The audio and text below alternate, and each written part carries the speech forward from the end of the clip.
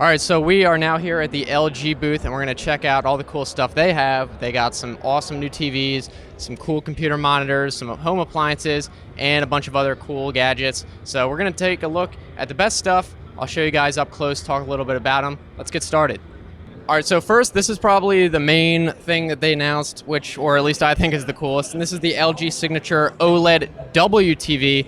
Last year, I talked a lot about the Signature TV that they announced. This time, they improved it with the W edition, and the W stands for wallpaper, but the idea is that it is so thin that it could be practically wallpaper. I believe it's 2.57 millimeters thick, and all the wiring goes behind the wall in a wiring system that they have. You can kind of see there, and it's all hidden. So it looks like it's actually part of the wall itself, and it's only about 4 millimeters from the wall.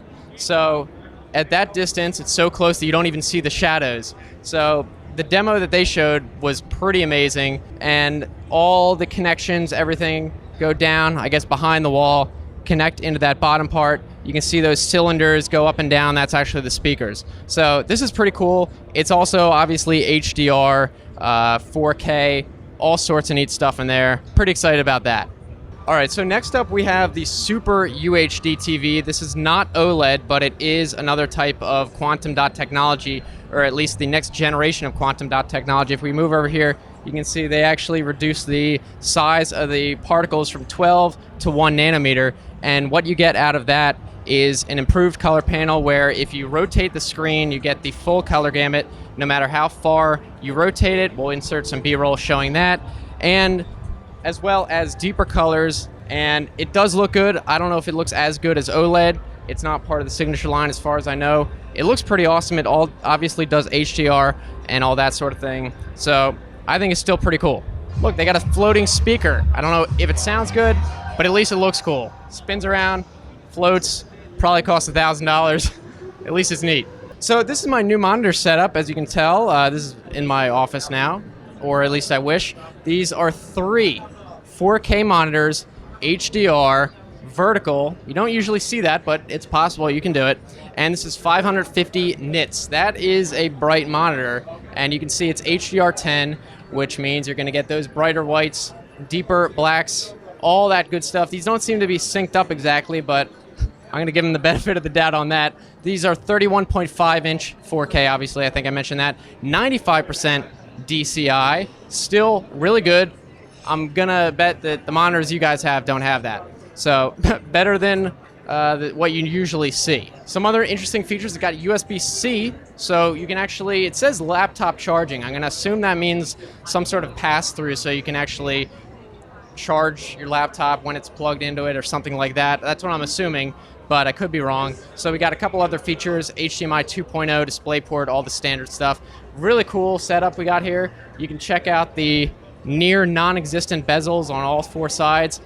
Loving this design. And one of the interesting things is these are 75 hertz, so a little bit higher than the standard 60 hertz. Not as high as I would like at 120, but I mean, you don't usually see that on 4K anyway, so that's pretty good. Next up, we got the 5K display, but look at this. Come here. What is that? Come on. What on earth? MacBook Pro only? All right, well, enough of that. It's an IPS, nice. You're gonna get that in nice colors, and 99% DCI, so got good coverage. I'm assuming that's also 100% sRGB, for those of you who know what I'm talking about.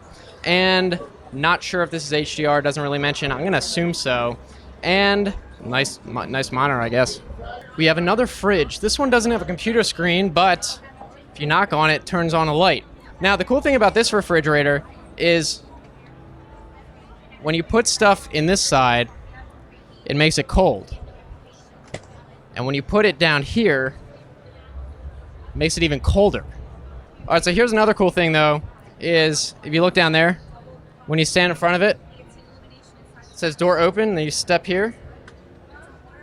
So if you're having trouble moving your arms that day, it will open up the fridge, or if you're just holding something.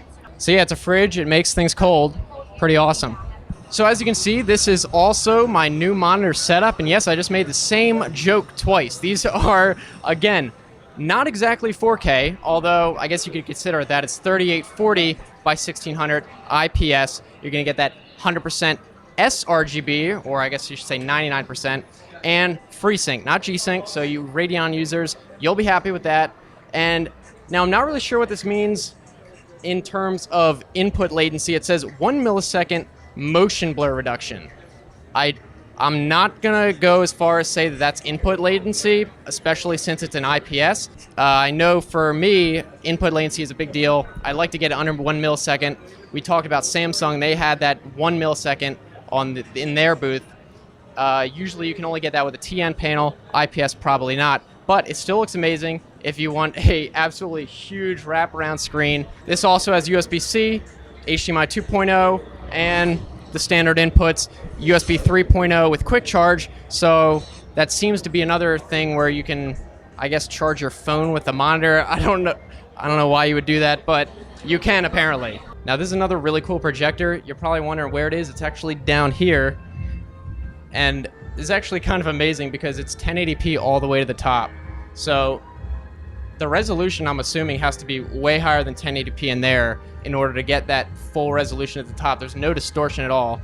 And if you move it, you can see it actually goes to a 100-inch screen. At 13-inch, it actually goes a little bit above that.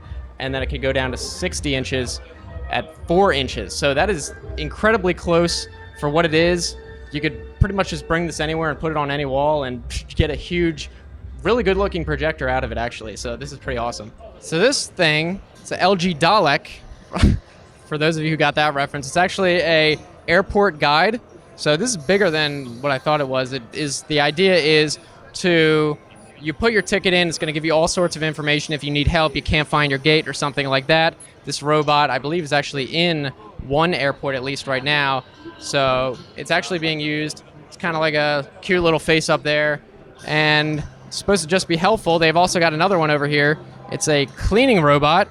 So for all the people that like to make messes, this thing will go around and just look at you angrily and then clean up your mess. They've also got a lawnmower.